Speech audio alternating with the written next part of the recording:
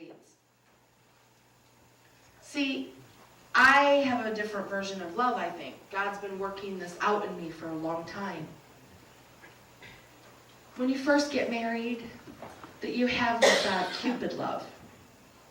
You see hearts and cupids, naked babies and arrows, and everything's fluffy and lacy.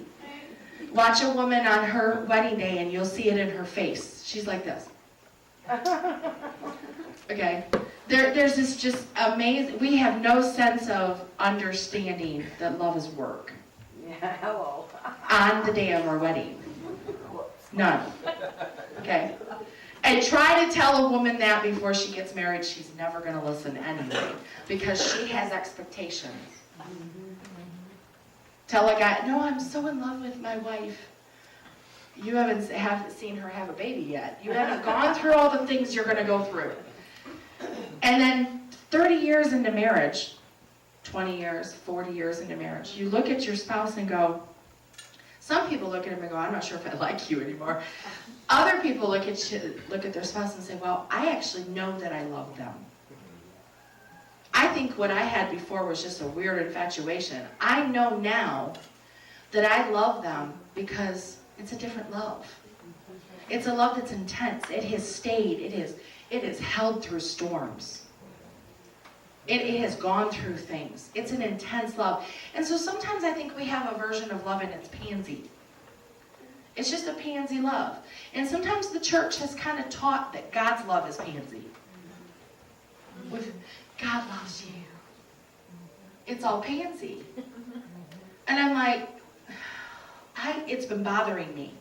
Have you ever heard something for a long time and you know it's not really the truth and you just kind of go, oh, this is irking me. I just kind of got, God, I don't think of your love in a pansy way because I've seen your love be fierce. I've seen your love chase me down. Jasta, what are you doing? I love you too much to let you get in that. Don't. I have seen God's love do crazy things for me. And so I don't think of his love in a pansy way. So when I see people teach it that way, I kind of get mad. Like, that's not God's love. God's love chases you down. God's love loves you and haunts you. Jesse Duplantis says this. When he was out in the world living in sin and doing his own thing, he got mad one time. He called his mom and said, I told you to quit praying for me. Why? Because in his sin, he could hear the voice of God. Now, is that a pansy love? He said that night he was actually doing drugs or something. He was in sin. He was in a club doing something. And it was a bad situation, and all of a sudden the voice of God speaks to him and tells him to get out and knock it off. He knew it was God. Now, I'm sorry, but is that a Cupid, fat little baby kind of pansy love? No, it's not. This love chased him down in that club, said, what are you doing? Your mom's praying for you, now get out. That is intense. And so sometimes we have this weird version of love. It's so, well, I love them, so I'm just going to let them stay where they're at and just do whatever they want. That is not God. The children of Israel said, let us just stay here in the wilderness and die. And God said, oh, no, you don't. I'm going to make you circle the wilderness for 40 days.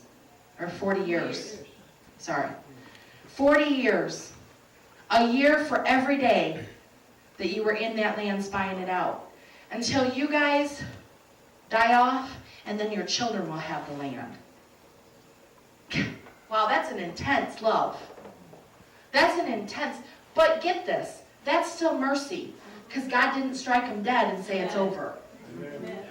Instead, he said, guess what? I'm not going to let you inherit the land because of your rebellion, but I'm going to still give it to your kids. Amen. That is mercy. That is incredible grace that he still gave it to their children and didn't just